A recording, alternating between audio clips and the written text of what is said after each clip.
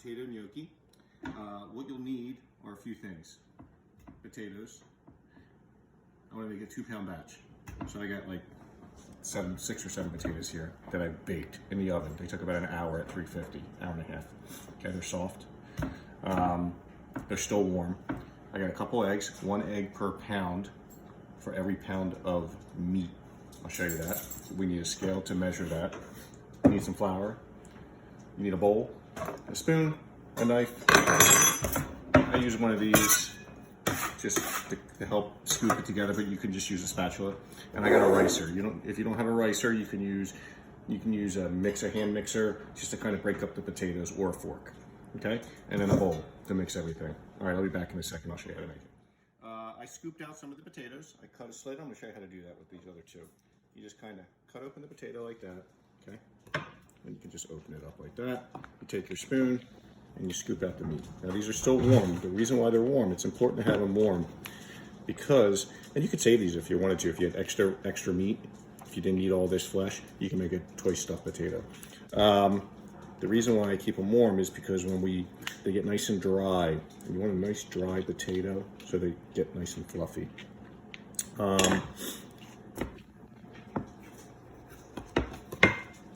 Also, when they're dry, they absorb the egg, the salt, and the flour, and they get nice and light. If they're wet and cold, they get gummy. You can do them when they're cold, though. It doesn't. You could also boil your potatoes. You don't have to bake them. You bake them, they get drier. So, what I'm going to do is take all this flesh, and I'm going to stick it through this ricer. I'm going to rice the potatoes. You might have a hand ricer. Again, you can use a hand mixer, or you can just break it up with a fork. I'm going to rice these through this, put it in a bowl. I'm going to weigh them. I'm going to get 2 pounds worth, and then I'll be right back. Okay? All right. So we have, this is a little less than 2 pounds. One of my potatoes were bad, so I had to throw it out. So we had a little less than 2 pounds, which is fine. I like to do 1 egg per pound of pulp or meat from the potato, okay? So 1 egg per pound. So you want to weigh it after you cook it. Whether you're boiling them, whether you're baking them, it doesn't matter. You take the skin off, take the pulp, and this is what it looks like, right? So I'm going to use 2 eggs because I get just about 2 pounds, and then you're going to estimate the flour about a cup per pound. So an egg per pound and about a cup per pound, although it usually uses a little bit more. And this is how it goes. These are a little warm. It's real easy. You can do these on a cutting board, or you can do it, yeah, I guess I'll do them on a cutting board. I'll show you. Make less of a mess. Okay. I'm gonna get a little bit of cheese. A little bit of Parmesan cheese too. You don't have to use the Parmesan. I like to put a little Parmesan in it. Okay, so got a little salt. So what you want to do is a little bit of salt. Okay. Crack your eggs.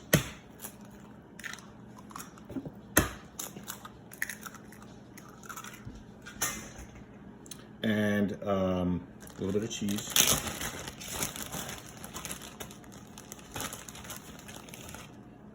A couple tablespoons. Or maybe 1.5 tablespoons, whatever. Okay. And then just want to mix this a little bit. Okay, you don't want to work it too much, right? You don't want the potato to get all gummy. So I'm just working it a little bit, just to combine, like that. Okay. Now I want to add my 1 cup of flour.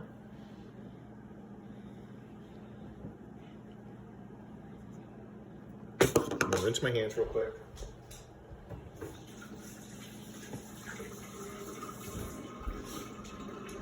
And then I'm going to switch tools for a second. And I'm going to need another cup of flour in a second. That's where this is going to come in handy. So I don't overwork this and get my hands all messy and dirty. I'm just going to kind of cut the flour in right now. Use your hands too. Really just folding this right now while the warm potato absorbs the flour. This is how you're gonna make a nice, now you could just sit there and knead this, and that's what a lot of people do, but that makes it a dense gnocchi, which is fine too. Any gnocchi, it's like pizza. Any pizza's, even bad pizza's good pizza. Any gnocchi's good.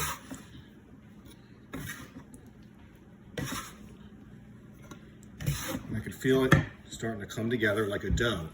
So I can switch to my hands, just like that. I know it's gonna need that full other cup, but I'm just lightly working this. Okay. So I'm gonna get another cup of flour. I'm gonna add it to it. I'm gonna continue doing what I'm doing. I'll be back in a second. Okay, so I've added the other 2 cups, or the other additional cup of flour to it, and it's all coming together now. So what I like to do is when it feels like it's dough, like bread or like a pizza dough, and you look at it, it's nice and fluffy, right? It's not dense. It means you added too much flour, right? I like to, and it feels, it's not sticky. My hands are clean, okay? I like to do this just to kind of see if it's nice and dry, which it is, and I like to let it sit for like just 5 minutes. What that'll do is the potato will absorb all the flour. It'll get it, and you'll see at that point whether it needs more flour or not. Sometimes it absorbs all the flour and it gets real tacky, and you'll see it needs a little more flour. So I let it sit just for a few minutes, maybe 5, maybe a little less, okay? And then just come back to it. So you want to feel it. The reason that we rice the potatoes so we don't get any lumps in it. So this is nice and smooth. And I'm going to show you how to form the gnocchi. In 1 second, I'm going to wait 5 minutes. We'll come right back. Right? And as you can see, this is a little sticky, like I said. So it needs a little bit more flour. And that happens as it sits and rests. So I'm going to just, it's tough to give you a recipe for gnocchi because the flour, depending on how dry the potato is, depending how large your eggs are, it all changes, and you might need a little bit more flour or a little less flour. So that's why I always say just an average of a cup per pound, okay? And so I'm just drying this out a little bit more. And then we're there, nice and dry. It's not sticking to my hand. And then what I do is a little flour on the table. Okay, we're going to switch gears here. We're going to form the gnocchi. So I'm going to cut a little piece off, like that. Okay, we're going to make little ropes. I might not need all the flour, depending on how wet this is. So you're going to use your fingers here to make little ropes. Okay, like this. You're going to tighten it up a little bit like this, and then you're going to use your fingers. You're going to spread your fingers. Sometimes they'll get away from you like that. And depending on how big you want your gnocchi, is how thick you roll it or how thin you roll it. Okay, it'll take you a second to kind of get used to this, to making it nice and even. So you make a little rope and get rid of this little piece here. Okay, I like my gnocchis on the bigger side. So you get a little flour on your knife or whatever you want to use. You could use this thing, you can use a spatula. I'm just going to use a knife here. And you want to make a little indent in your gnocchi. Well, there's 2 different ways to do this. You could just cut and squeeze, and that could be your gnocchi. It's like a nice rustic gnocchi, okay? You could also just cut, take a fork, and roll it on the back of a fork, like that. And that's like this, what you see in the store, and then you get a little thing here to catch the sauce. Now that's fine too, that works. They all work. What I like to do is, and just roll it with your thumb. And then you get these little gnocchis, and then you get a tray, put a little flour on it. What you want to do is take these gnocchis and kind of just get the flour on them a little bit so that they don't stick. Stick them on the tray. What I like to do is take one. I got some boiling water over here, and I do a tester just to make sure that it tastes good. As soon as it floats to the top, It's good. So I'm gonna let it go for just about a minute. When you cook these gnocchis, let's take another little piece.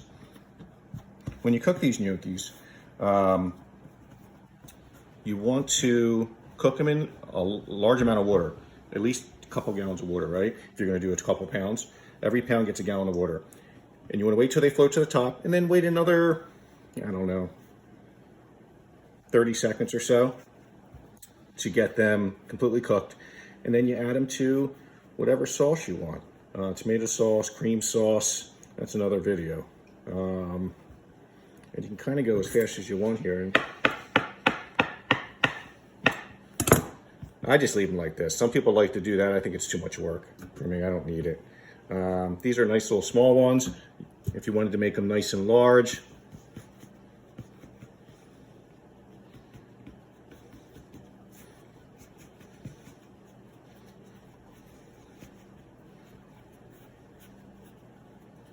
spreading your fingers like that. You can make them large like this. This will make a couple pounds of gnocchis. And then just mix them in with the flour here. Now you could do a couple things here. You could take them at this point, you can cook them all, and if you want to do this ahead of time, cook them all and shock them in ice water, and then drain them and dry them out. And then right before you are ready to eat, you can put them in boiling water for like 10 seconds again, and then cook them. You can take them from this state and freeze them, or you can stick them in the refrigerator with a nice dry towel over them and wait until you're ready for dinner, and then just boil them and add them right to your sauce. So there's a few different ways. You could take this dough and use it another day. If you wrap it real tight, you might have to add some more flour to it. Let's see about our gnocchi.